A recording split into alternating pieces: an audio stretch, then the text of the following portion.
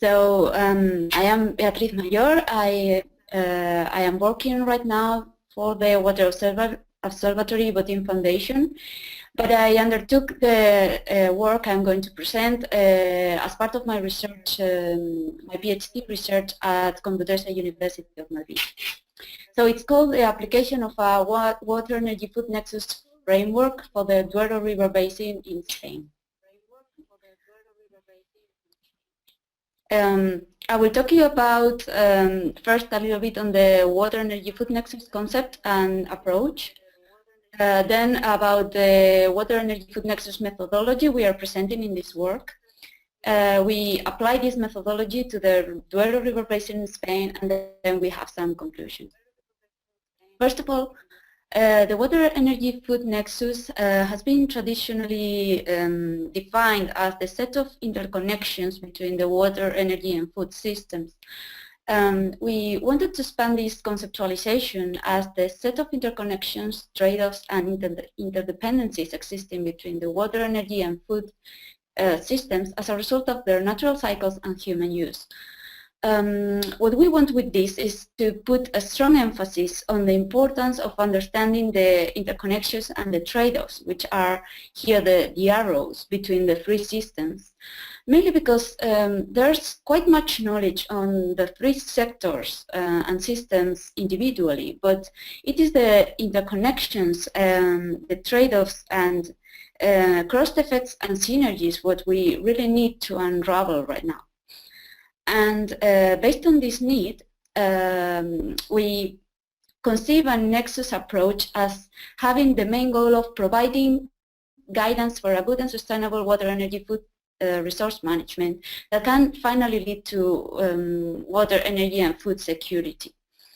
And in order to achieve this, such an approach should build on three main pillars in our opinion.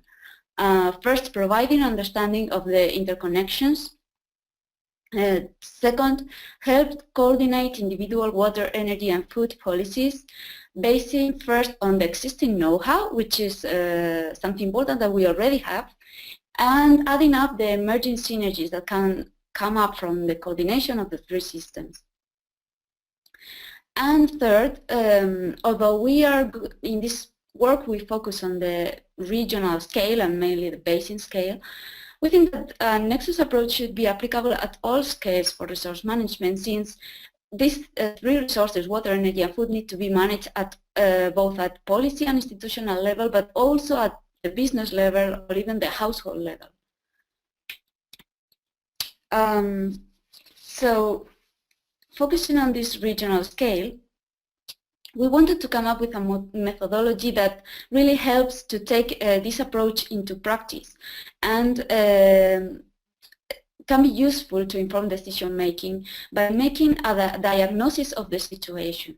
So the methodology we present is composed of three steps. First, the identification, accounting and description of main trade-offs. Second, the analysis of the level of integration and coordination of sectoral policies and institutions. And third, the identification of the existing and potential strategies to mitigate conflicts and promote synergies. So with this methodology, we try to make a case study or a demo application in the Duero River Basin in Spain, which is the biggest transboundary basin shared by Portugal and Spain, located in the northwest part of the peninsula.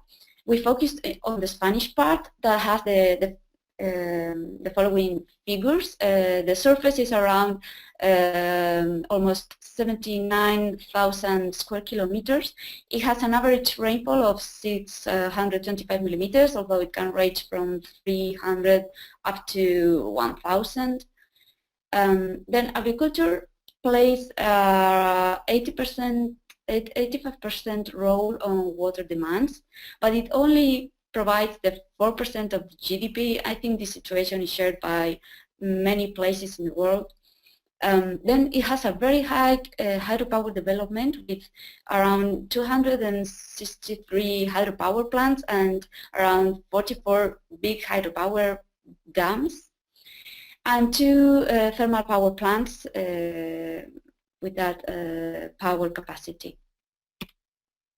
So when we apply the first step of accounting for the trade-offs and flows, we found that first, in terms of water, of energy and food for water, water consumption by food is almost 3 times bigger than energy. And when we say food, we take into account agriculture, both blue and green water consumption, livestock, aquaculture, and food industry.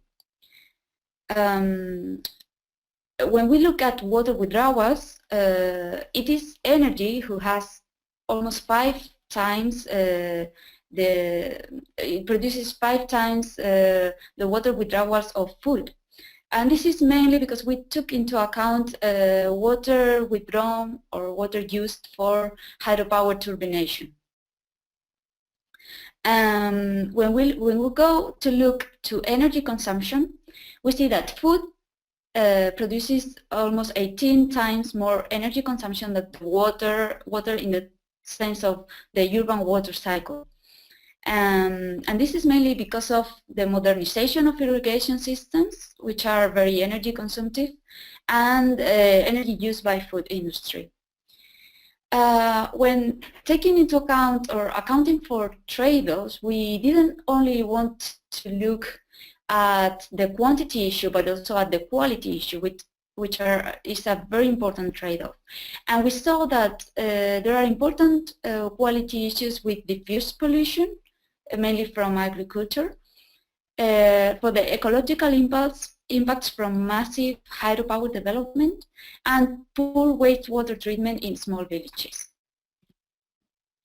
When looking at the second step, we analyzed the level of integration and coordination of sectoral policies, and we found that first, the policies are made independently in the 3 sectors and barely look into each other. Second, that planning is done at different scales.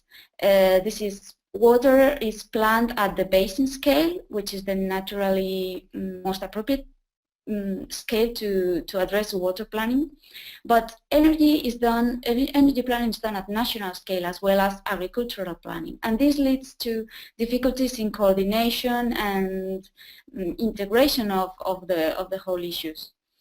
Third, we saw that there is poor coordination and communication between sectors, and this leads to inefficiencies in many cases, as it can be the case of the modernization of agriculture.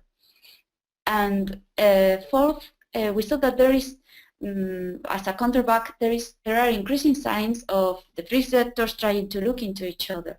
And this has been led by the water sector, thanks to the Water Framework Directive and the new water plans. On the third step, we identified the existing strategies that have been started to deal with this problem, and we tried to come up with some more strategies that could be proposed. So the main conflicts, there have been more identified in the paper, but I'm just going through the most important, where groundwater overexploitation by irrigation, the energy footprint of modernized irrigation, low awareness of water and energy problems at local level, and the energy footprint and high cost of water treatment. Some existing strategies run mainly by the water sector and water river basin, were the starting of groundwater user associations for control management, for the energy footprint of modernized irrigation, dialogues with energy companies, natural solutions using, for example, the natural gravity for water conduction, or smart metering. Then schools for majors to increase awareness at local level, or alternative water treatment systems for small villages that don't require so much energy for working. Some potential strategies that we thought could be included where, for example, the introduction of our energy footprint accountings into water planning, or the, and very important, the performance of ante and ex post analysis for big infrastructure projects, which are not always done for the projects. So some conclusions we got from this study are that when operationalized into a structured analysis methodology, the water energy food nexus approach can provide valuable information for resource management decision making. A second conclusion is the importance of performing ante and ex post analysis that consider cross variables when making planning and infrastructure projects, because this can help avoid cross-resource security constraints. A third one, which is also very important, is that integration efforts from one sector alone can be ineffective. We need to engage the three sectors in order to achieve successful results. And last, that management scale and differences in regional and institutional competencies are critical aspects to be addressed in order to avoid bottlenecks. So this is all. Thank you. And any questions or anything you would like to ask me, you can find me in this email address.